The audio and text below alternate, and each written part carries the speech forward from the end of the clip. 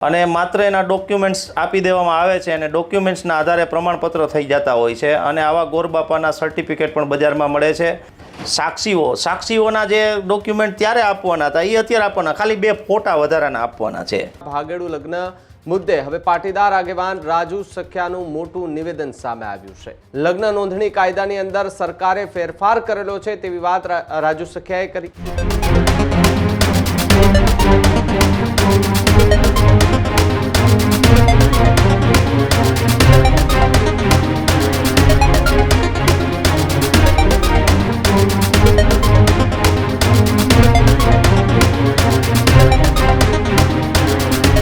સમાચાર સરકારે ભાગેડુ લગ્ન પ્રથામાં જે કાયદાકીય સુધારો કર્યો છે તેને લઈને સામે આવી રહ્યા છે કે જ્યાં ભાગેડુ લગ્ન મુદ્દે હવે પાટીદાર આગેવાન રાજુ સખિયાનું મોટું નિવેદન સામે આવ્યું છે। આ કાયદો વિવાદ અને વિક્ષેપ જે છે તે ઉત્પન્ન કરી શકે તેવો દાવો રાજુ સખિયા કરતા જોવા મળ્યા। લગ્ન નોંધણી કાયદાની અંદર સરકારે ફેરફાર કરેલો છે તેવી વાત રાજુ સખિયાએ કરી, પરંતુ આ કાયદામાં ઘણી બધી ક્ષતિઓ છે તેવી વાત રાજુ સખિયા કરતા જોવા મળી રહ્યા છે। આ કાયદો એ પુત્રીના પિતા માટે ઘણી વિસંગતાઓ જે છે તે પણ ક્યાંક ને ક્યાંક ઊભી કરી શકે છે તેવી વાત રાજુ સખિયાએ કરી। આ કાયદા થકી ગેરરીતિ થવાની સંભાવનાઓ વધુ છે, સાથે જ નવા કાયદામાં ડોક્યુમેન્ટેશન જે છે તેને લઈને વધારે કોઈ ફેરફાર નથી તેવી પણ વાત રાજુ સખિયા કરતા જોવા મળી રહ્યા છે। આ ડોક્યુમેન્ટ કે જેના ઉપલબ્ધમાં કોઈ પણ મુશ્કેલ બાબત જે છે તે ન હોવાની વાત રાજુ સખિયાએ કરી। લગ્ન નોંધણી વરના રહેણાંક વિસ્તારમાં જ થવી જોઈએ તેવી વાત રાજુ સખિયાએ કરી, જ્યારે બંનેના સાક્ષીઓ પણ એક જ વિસ્તારના હોવા જોઈએ આ માંગ જે છે તે રાજુ સખિયા કરતા જોવા મળી રહ્યા છે। ત્યારે ઘણા લાંબા સમયથી આપણે જોઈએ છે કે લગ્ન નોંધણી કાયદાને લઈને અનેક વખત ચર્ચાઓ થતી હતી, એની વચ્ચે રાજ્ય સરકારે એક કડક કાયદો જે છે તે લગ્ન નોંધણીને લઈને આવવામાં આવ્યો। આ કાયદા હેઠળ અનેક એવી ચર્ચાઓ જે છે તે થતી હતી અને સાથે જે ભાગેડુ લગ્ન પ્રથા છે તેને લઈને જે કાયદો ઘડવામાં આવ્યો તેને લગભગ બધી જ જ્ઞાતિઓએ સમર્થન જે છે તે જોવા મળી રહ્યું છે। તેની વચ્ચે રાજુ સખિયા કે જે ગુંડલના સામાજિક કાર્યકર્તા છે તેમણે એ સૌથી મોટું નિવેદન આપ્યું છે। આ નિવેદન આપતા એમણે શું કહ્યું આ જે નવા કાયદાને લઈને સાંભળીએ એમને। લગ્ન નોંધણી મામલે સરકાર દ્વારા ફેરફાર કરવામાં આવ્યો છે। જૂના અને નવા કાયદામાં શું ફરક છે? બિલકુલ, જૂના કાયદા છે ને ગુજરાત નોંધણી અધિનિયમ 2005નો જે કાયદો છે એની અંદર જે નોંધણીના રજિસ્ટ્રાર તરીકે ગ્રામ પંચાયતના તલાટી કમ મંત્રીઓને સત્તા આપેલી છે, નગરપાલિકાના ચીફ ઓફિસરોને, મહાનગરપાલિકાના અધિકારીઓને લગ્ન નોંધણીની સત્તા આપેલી છે। એ મુજબ લગ્ન નોંધણી માટે લગ્ન જે વર કન્યાના જે થતા હોય છે તેના બંનેના ડોક્યુમેન્ટ જે પુખ્ત વયના હોવાના, એટલે કે જન્મ તારીખનો દાખલો, શાળા સોળિયાના પ્રમાણપત્રો, ત્યારબાદ આધાર કાર્ડ, ચૂંટણી કાર્ડ, પાન કાર્ડ વગેરેના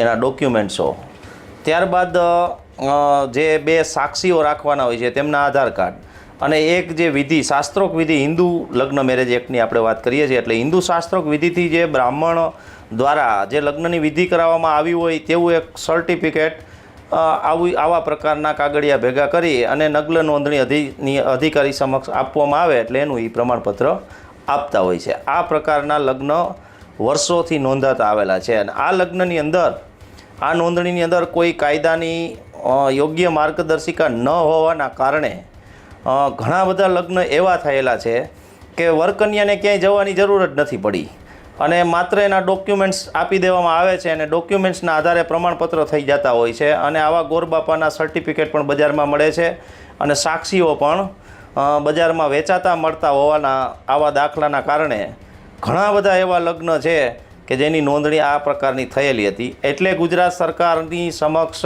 જે અમુક લોકો જે કાયદામાં ફેરફાર લાવવા માગતા હતા એવોનો સંઘર્ષ કરવામાં આવ્યો અને એના પરિણામે લગ્ન નોંધણી કાયદાની અંદર સરકારે તાજેતરમાં ફેરફાર કરેલો છે, પણ એની અંદર ઘણી બધી ક્ષતિઓ છે। તેની અંદર ઘણી બધી જરૂરિયાત મુજબની જે બાબત છે એ એમ જણાવીએ તો કે દાખલા તરીકે લગ્ન નોંધણી જે છે એ નોંધણીની અંદર તેમજ એના દીકરીના બાપની અંદર એક દહેશત અને ડરનો ભાવ રહે છે.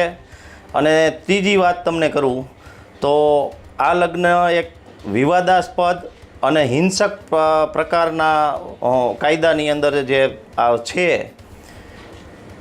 એટલા માટે આ લગ્ન નોંધણીનો જે નવો કાયદો છે એ ગુજરાતની જનતાને, દીકરીના બાપને ઘણી બધી વિસંગતતાઓ ઉત્પન્ન કરતો આ કાયદો છે. અને એની અંદર જે આવશ્યક વસ્તુ જે લાવવાની હતી તે લાવવામાં આવેલ નથી. લગ્ન નોંધણીના કાયદાથી દીકરીના માતા પિતા કેમ ભયભીત રહેશે? બિલકુલ.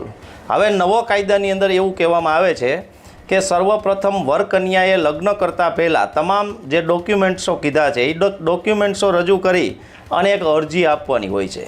જે આસિસ્ટન્ટ રજિસ્ટ્રારને અરજી આપે છે ને ત્યારબાદ આસિસ્ટન્ટ રજિસ્ટ્રાર એના ઉપરીત અધિકારીની મંજૂરી માટે મોકલે છે અને 30 દિવસની સહમતિ. આજે હું સહમતિ ખાલી કહું છું કે એને ખાલી જાણ કરવાનું છે, સહમતિ નથી, એની જાણ કરવાની વાત છે કે દીકરીના અને દીકરાના માતાને અને પિતાને આ લગ્નની અરજી બાબતે ખાલી રજિસ્ટ્રારને જાણ કરવાની છે કે તમારા દીકરા દીકરીની લગ્નની અરજી આવેલી છે. એટલે એ 30 દિવસનો સમય એમાં આપેલો છે. એ 30 દિવસના સમય દરમિયાન અરજી કરી અને ત્યારબાદ રજિસ્ટ્રારના ઉપરીત અધિકારી જ્યારે એનો નિર્ણય આપે અને આ સમય પૂરો થાય ત્યારબાદ લગ્ન નોંધણી કરવાની છે. તો એની અંદર દહેશતની વાત આવે છે તો એક દીકરીનો બાપ એટલા માટે દહેશતમાં છે કે જ્યારે દીકરી, મારી જ દીકરી છે, સમજી લ્યો કે મારી દીકરીને લગ્નની નોંધણીની અરજી એને આપી છે, તો અરજી આપ્યા પછી મારી દીકરી મારે ઘરે નથી રહેવાની, જતી રહેવાની છે. કારણ કે આજકાલ 2 દિવસ 5 દિવસની અંદર મારી દીકરીએ લગ્નની અરજી કરેલ છે તેની મને જાણ થવાની છે, જેથી હું મારી દીકરીને આ કરતાં રોકીશ. એટલા માટે મારી દીકરી છે એ જે આ ભાગેડું લગ્નની હું વાત કરું છું, જે પ્રેમ સંબંધના લગ્નો કહીએ છીએ ને, તેમાં મારી દીકરી મારા સહવાસમાં નહીં રહે. મારી દીકરી ચોક્કસપણે ભાગી જશે અને વગર લગ્નએ 30 દિવસ સુધી કોઈ અસામાજિક તત્વો અથવા બળશાળી લોકોના ઓથ હેઠળ એને રહેવાની ફરજ પડશે. એટલે દીકરી સાથે મારું એવું માનવું છે અને વર્તણૂકો એવા છે કે 100% 30 દિવસની અંદર અન્યાય પણ થશે, અત્યાચાર પણ થશે અને એનો દુરુપયોગ પણ મારી દીકરીનો થશે. તમે કહ્યું તે પ્રમાણે કે આવા અમુક ફેક કાગળો પણ બની જતા હોય છે અને ફેક કાગળને લીધે અત્યારે બહુ બજારમાં છે તે લગ્ન છે તે આવા થઈ રહ્યા છે. તો શું આ નવા કાયદા આવશે તો આ બધું બંધ થઈ જશે? બિલકુલ. જો હું તમને એના માટે પ્રકાશ પાડું તો આ ડોક્યુમેન્ટમાં જે ડોક્યુમેન્ટ પહેલાં હતા એ જ બધાય આપવાના છે. એમાં કાંઈ ફરક લાંબો છે નહીં. ફરક કેટલો છે લાંબો? દાખલા તરીકે કે માતા અને પિતાનું સરનામું તો તે દી દેવાતું હતું અને સરનામું આજે અપાશે, પણ વધારાના આધાર કાર્ડ કે જે સબમિટ કરેલા છે એ 2 આધાર કાર્ડ કે ચૂંટણી કાર્ડ. તો શું આપણે એવું સમજવાનું કે આપણા ઘરમાં દીકરી જુવાન હોય એટલે આપણે આધાર કાર્ડ અને ચૂંટણી કાર્ડ અથવા આપણા ડોક્યુમેન્ટો આપણે જુવાન દીકરી થયા પછી સંતાડીને રાખવાના? એનાથી કાંઈ ફરક નથી પડતો. ડોક્યુમેન્ટ્સ તો જે જવાના છે એ જવાના છે, જે ગેરરીતિ થવાની છે એ થવાની છે. બીજું, અમારા ધ્યાન ઉપર તો ઘણી વખત એવું આવેલું છે કે કોઈ જે શાસ્ત્રોક વિધિથી લગ્ન કરાવતા હોય, શાસ્ત્રોક વિધિથી જે લગ્ન કરાવતા હોય એવા અવસાન પામેલાના પણ ડોક્યુમેન્ટ મૂકી એના પણ સર્ટિફિકેટ આપી અને લગ્નની નોંધણી થઈ જાય. એટલે આવું તો થતું રહેવાનું છે. ત્યારબાદ જે સાક્ષીઓ છે, સાક્ષીઓના જે ડોક્યુમેન્ટ ત્યારે આપવાના હતા એ અત્યારે આપવાના, ખાલી 2 ફોટા વધારાના આપવાના છે. એટલે એમાં ડોક્યુમેન્ટ્સમાં કાંઈ વધુ ફેરફાર નવા કાયદામાં જણાવેલો નથી અને આ ડોક્યુમેન્ટ ઉપલબ્ધ કરાવવા કોઈ મુશ્કેલ બાબત નથી. તમારા દ્રષ્ટિકોણથી લગ્ન નોંધણીમાં શું અધિનિયમ એવા આવવા જોઈએ કે જેમાં ફેરફાર કે તમે નથી થયો? બિલકુલ. જો સરકાર ઈચ્છતી હોય કે ભાગેડું લગ્ન ન થવા જોઈએ, લગ્ન જે લોકો સમાન, જેની ટૂંકમાં વડેવડ આપણે ગુજરાતી ભાષામાં કહીએ, વડેવડ લોકો સાથે થવા જોઈએ. ભણેલ દીકરો હોવો જોઈએ, ભણેલ દીકરી હોવી જોઈએ. હું એવું નથી કહેતો એક જાતિમાં થવા જોઈએ, આંતરજાતિમાં પણ થાય એનો વાંધો નથી, પણ એના દીકરીના અને દીકરાના બેયના લેવલ હોવા જોઈએ, વિચારો એક હોવા જોઈએ. એટલા માટે જો ખરેખર લગ્ન નોંધણી બાબતે કાંઈ નિયંત્રણ લાવવા સરકાર ઈચ્છતી હોય તો સરકારે આમાં શુદ્ધ બુદ્ધિપૂર્વક લગ્ન વર અથવા કન્યાના જ્યાં રહેણાંક વિસ્તાર હોય તેના રજિસ્ટ્રાર સમક્ષ જ થવા જોઈએ અને બંનેના સાક્ષીઓ જે લગ્નના સાક્ષીઓ છે એ બંનેના સાક્ષીઓ એના વિસ્તારની અંદરના હોવા જોઈએ. તમે આ કાયદો કઈ રીતે જુઓ છો?